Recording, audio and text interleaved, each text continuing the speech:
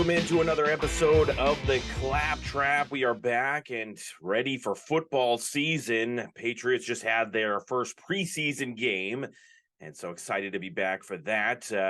If you're watching on the YouTube channel, you can see that I've got a new setup here and ready for the new season and hopefully ready to bring a lot more content out to the internet, radio, the airwaves, whatever you want to say there.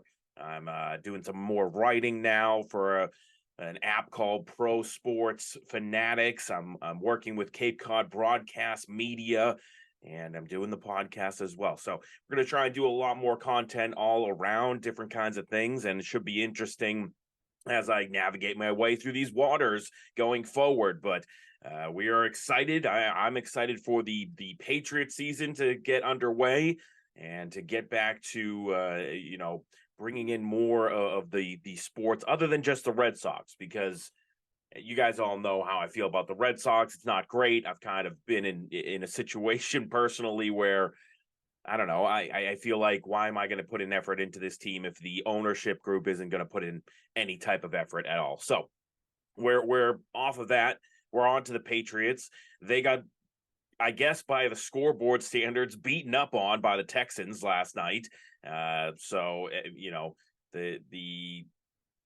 preseason game one's never going to really matter that much overall, honestly. And I'm always usually saying you can't take anything from, the off-season stuff, certainly not the training camps. But once we get into the preseason games, at least you're actually playing what the sport is supposed to be against other opponents who are trying to play good. So, it was quite the game, and you got to kind of pick and choose from it what you take and how you're feeling about it. And at this point right now, the first feeling that I have when it comes to the Patriots and what's going on with them is, I think, is it too early to call Keion White a complete stud? Is it too early to call Keion White a hit of a draft pick for this Patriots team? I'm thinking no, it's not, because from what I was able to see from this young kid, and I say kid, in all honesty, I'm only saying that because he's much younger than me, and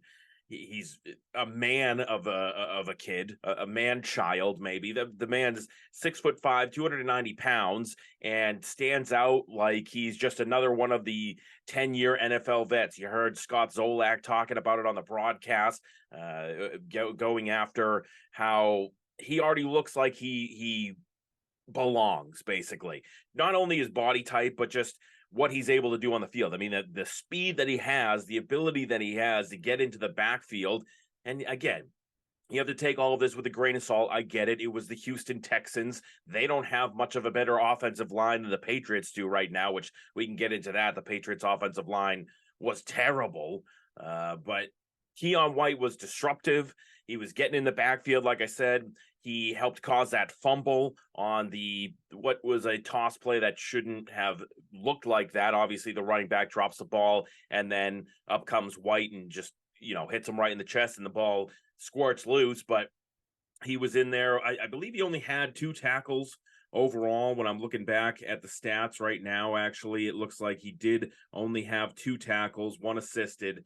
But his impact seemed very noticeable, I would say. I think that he was one of the guys that actually stood out. Other than on the defensive side of the ball, it was Jalen Mills right out the gate. He was looking like he was commanding the defense. He was all hyped up. He's talking all this crap. You're happy to see that kind of stuff, because somebody's obviously going to have to step up in the absence of Devin McCourty. I think that he was a bright spot. I think that even though Christian Gonzalez got blown up on that first play, got sent back a couple of yards, after that he kind of calmed down and got into the game, and he was noticeably a bright spot for them as well, where he even had that what was marked down as a forced fumble, but if I was thinking about it, if I was judging it, I would have said that it actually was an incomplete pass, because that thing was bobbling, and then Christian Gonzalez puts his hand in there and ball hits the ground immediately. So probably should have been reviewed. If it was a regular season or playoff game, certainly going to get reviewed. Who cares? It's just the preseason. So, let that go. mark it down as a forced fumble, though I think it should have just been a broken up pass. It was a good game overall by those guys. And then you had the Malik Cunningham stuff. So the young kid, undrafted rookie coming in, trying out at wide receiver, playing quarterback, doing all that kind of stuff. And he was electric. Everybody must have enjoyed that, who was able to watch. And it seemed like there weren't a ton of people watching in person, but the people who were watching at home, that must have been electric, because it was to me. I was excited about it. You had him running all over the place. You had that pass that should have been caught by Trey Nixon in the back of the end zone when he's rolling out to the right side, throwing on the run. Absolutely perfect pass. And whatever you could talk about, they were going up against the 2s or the 3s or the 4-string guys for the Texans. Once again, I'm not honing in on that. I'm just trying to get excited about this team because there was a little excitement behind them. There was. And again, but it seemed like nobody really showed up to the game. It seemed like this was almost a boycott from some fans at this point. I know I'm hearing it all over sports talk radio about how, these fans are giving up their season tickets, or the parking was terrible, the experience, the vibe was off, all that kind of stuff. And you don't want to hear that, but hey, maybe we're reaching the point where it's only the true fans are going to stick around. None of those bandwagon fans. So we're certainly well into that point, well past the Tom Brady years, and we are into, okay, you just have to root for your football team at this point, and it's going to look pretty bad at certain times. That's where we're at as Patriots fans. So overall, that wasn't great to hear about, having the no fans, but I'm not really one to, I think I've said this before, I'm not one to even go to these games for the Patriots, as much as a diehard Patriots fan that I am, and that's the number one sport for me that I want to talk about is the NFL. I think it's the least fun to watch an NFL game in person. I would much rather go to the Garden, watch the Celtics or the Bruins. I would much rather even go to Fenway Park. At least you can just enjoy it on a nice summer day. But Patriots games, I know, I've said this before, I feel like you're always dealing with bad weather. The seats, you have to get certain seats for you to feel like you're getting the best angle of it. And I don't know, if you add those things on top of the fact that I already don't want to be there because I don't have my own bathroom access, I don't have the ability to get my own food, I can't, mute the TV, mute the sound of everybody, and just sit on my couch and do it the way I want to do it. So I'm out. I'm already out on that one. At least at the other places, at least at the Garden and at Fenway Park, for the most part, you can at least have a reasonably good time. I just feel like when you go to Patriots games, or NFL games in particular, it's not as much fun. But that's just been my personal experience. I'm sure other people have other thoughts on the matter, but so I get it. I get why people, weren't going to it from that standpoint. But I think that the reality is that Patriots fans are fed up. They're sick of it. They don't want to go into these seasons with very, dismal outcomes on the horizon because of the fact that you don't believe in the quarterback. You don't believe in the offensive line. You don't believe in the offensive weapons. Maybe you think the defense is going to be okay, but you don't trust that Belichick was going to bring in a good offensive weapons or players that have the ability to kind of change the outcome of the game. So, of course, we got Bill O'Brien, but I'm sure people are still very sour about the DeAndre Hopkins stuff. People wanted to get him in here, and when you find out that they undercut him and he ended up going to the Titans, it's upsetting. It's an upsetting thing for the fan base. So I understand it. I get it, but I'm choosing to get excited about this team.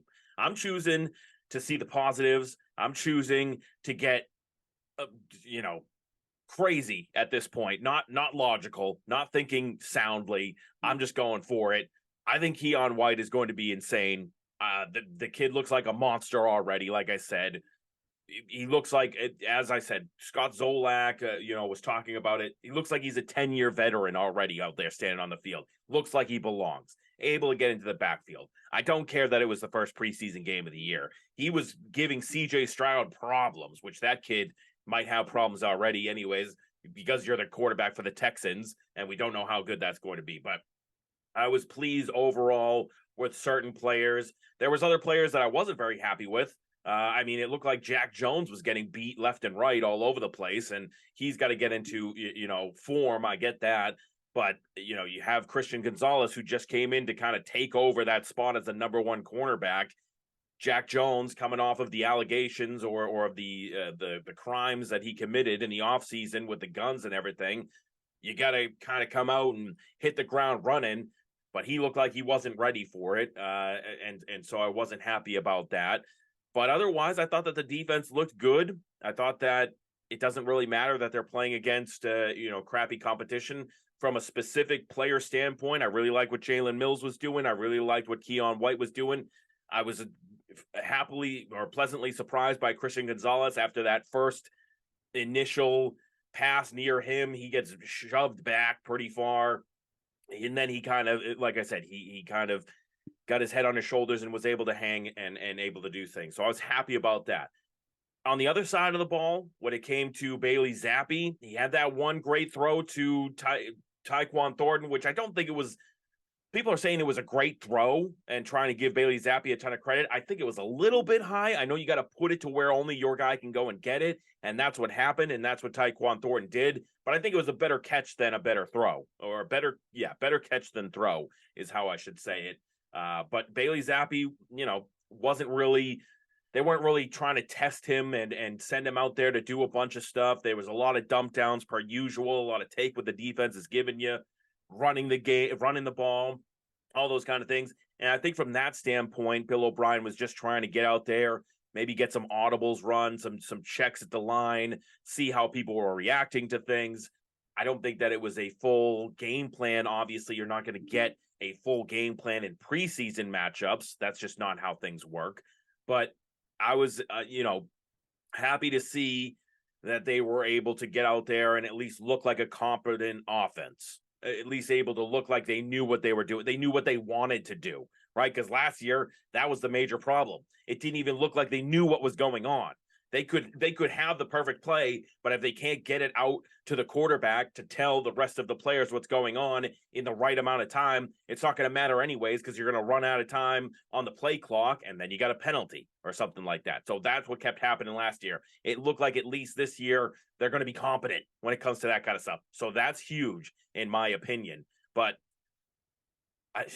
the offense, it is what it is. I don't think you're going to see much of what it can be in the preseason.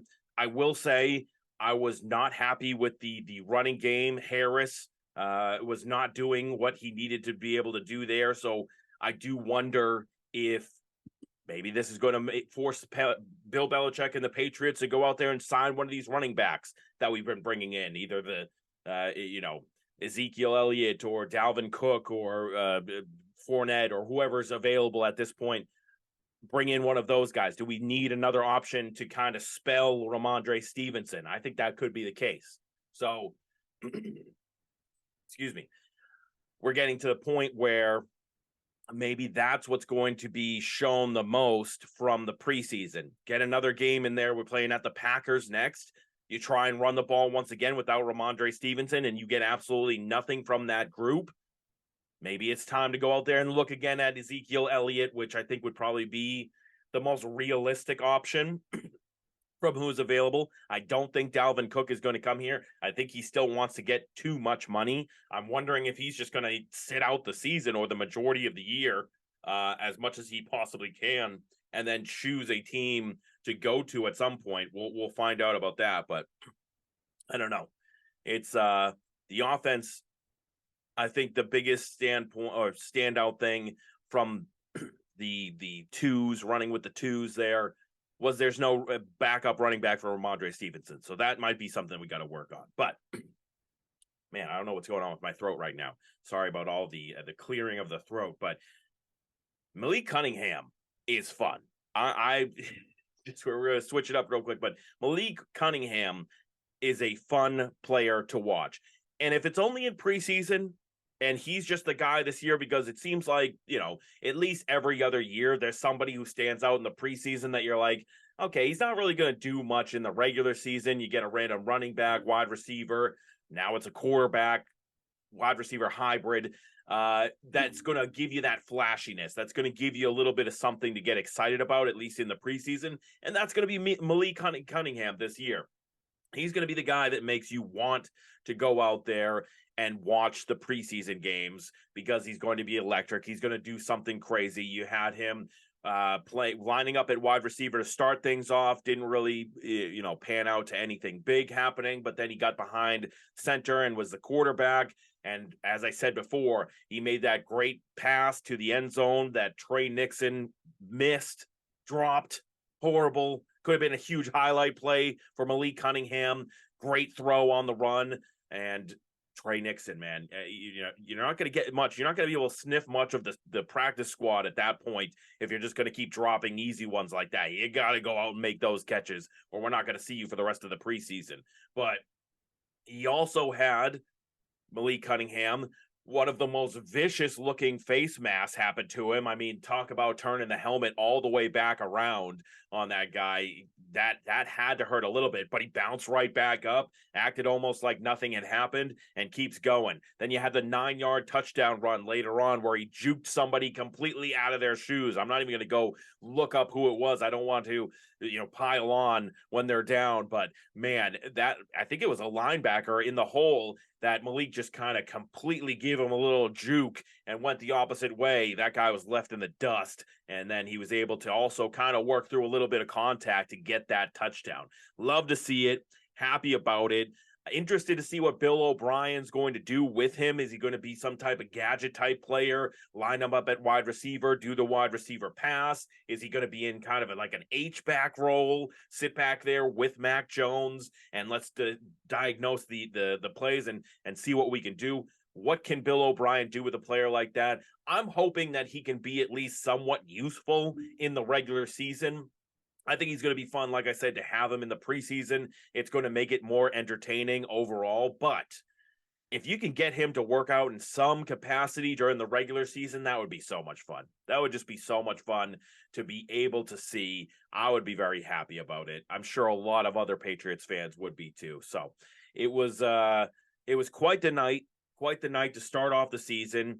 And the other goofy thing that I kind of saw that was funny to me was Gerard Mayo's shoes. Did anyone else see when I think Zolak made like a big stink about it with getting Gerard Mayo's shoes on camera to see what he was wearing? Because those things were interesting. I mean, they looked kind of like they were military or army issue type boots, but softer. I don't know. They look like they had a ton of ankle support, I'll tell you that. And coming from a guy who has some of the weakest ankles you've ever seen, I liked it. It looked very, very supporting. Something I would wear if I was going to go on, a nature hike where I had to be even somewhat athletic, which is not going to happen ever. I mean, we're talking about a guy here who used to just look at a basketball court, ankles would roll. That's what I was dealing with. So I digress. But those shoes were really interesting. I mean, they must have taken 20 minutes just to lace those things up. They were going halfway up his shin, Gerard Mayo. So I'm sure that Bill loves it. Looks like he's going to war, right? Like I said, those are kind of like a army issue, type of boot that they were wearing, but it did look softer than that. Everybody else was wearing regular Nike shoes, sneakers, whatever, but Gerard Mayo has his boots strapped up all the way to mid-shin, ready to go to war, ready to battle for Bill Belichick. And I'm sure Bill loves that kind of stuff because he's a big armed services kind of guy. So he's all about that. But it was just funny to see those and also for the broadcast to really get on him about it, circling those things, being like, what are those? Do people do that anymore? What are those? Is that a thing? Maybe not. But I don't know what you were thinking, but he was the only one basically not wearing sneakers. He was ready to go if they needed him to, go sprinting down the sidelines. Those ankles were going to be protected. That's all I know. That's all I know at that point. So I don't know.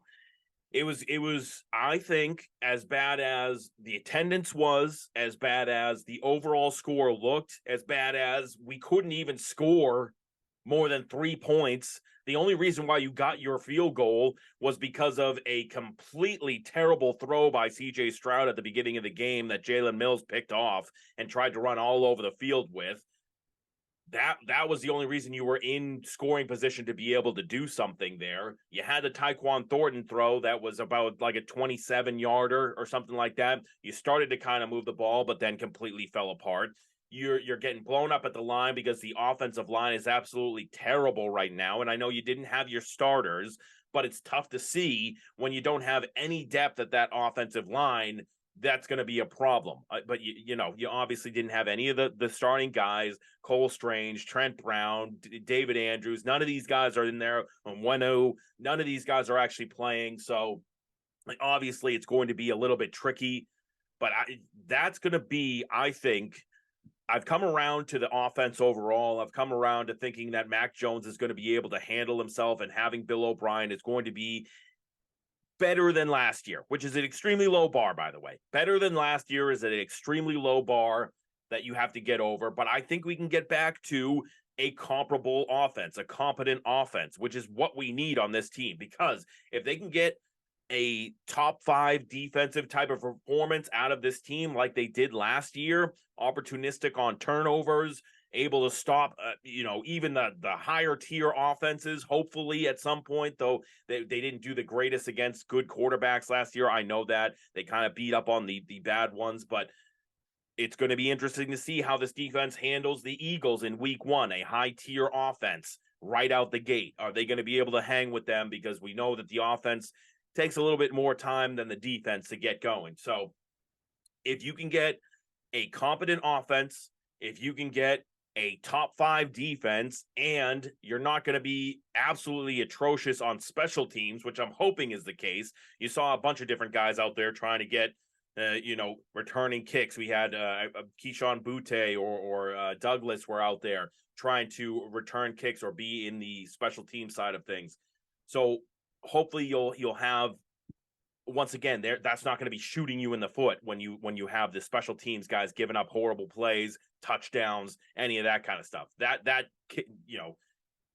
kicked us while we were down last year as well. So I'm feeling good about this team right now, regardless of how all the other fans are feeling about them, because it seems like it's pretty down right now at this point. It seems like it's pretty down, but overall, I don't know. I'm getting crazy with it. I know. I think that Keon White is going to be a stud. I think that Christian Gonzalez is going to be as advertised. I think that the Patriots had another good draft here where you're going to find players from all over. If even one of those wide receivers, Keyshawn Butte or Demario Douglas, hits in any capacity and you find another guy, this draft class is already great. I don't care what anyone says. I'm not using logic right now. I'm using my gut feeling. This is how I feel. I think that they got another one right as far as a draft class, and we need those. We needed to start stacking draft classes, and I don't care if it's not finding a ton of offensive talent. You keep stacking up and making that defense younger and more vicious out there, like I think Keon White is going to be. I think that's going to be a good thing for this team overall. So I'm happy about where they are with that. I'm happy about the direction. I still think that this can be a 10-win team. I think that they're still going to win some games that they probably shouldn't win. They're going to lose some games that they probably shouldn't lose. And we're going to have another one of those battle type of years. That's just my gut feeling. That's just how I feel at this point. You can say whatever you want to me. You're probably yelling at me right now. Zach, there's no way this is a 10-win team. I think they could do it. I think they could do it. So I'm going to stay positive. I'm going to stay confident. I'm going to stay interested in this squad and Malik Cunningham in the preseason. And I can't wait going forward to see what they can do. I'm excited. I hope you are too. Okay, that's going to do it for today's episode. Real short one. I get it. But we're just getting ramped back up, getting back into things. I'm getting into the Patriots talk. Like I said, I want to get into more of things once the Celtics Bruins seasons rolls around. I will give Red Sox updates from time to time, but they've completely given up. I feel like even after winning 3 out of 4 against Kansas City and having some real easy cupcake type matchups coming in front of them, I still think the season's over. Chris Sale, that'll be interesting to see if he can do anything. He's going to be more of an opener, but whatever. So I'm not really excited about that, but I want to start giving more content, like I said. So if you're not following on the YouTube channel, it's just search the Clapp Trap. You'll be able to find the YouTube channel. We're going to be up on Twitter a lot more. Like I said, I'm doing a lot more writing this season as far as football goes and other sports as well. I'm going to be putting out a lot of stuff. So follow at the Clapp Trap on Twitter, on YouTube. It's going to be an exciting one. Also on Instagram as well. We're going to get some gambling takes out there for any of you gambling people. Follow along with the show. We're going to try some different things with that. And I'm happy about it. So I'll be back again next week. We're going to continue doing this and getting more consistent with everything. I appreciate anyone who's listening in, and I look forward to talking again next week. Have a good one. See ya.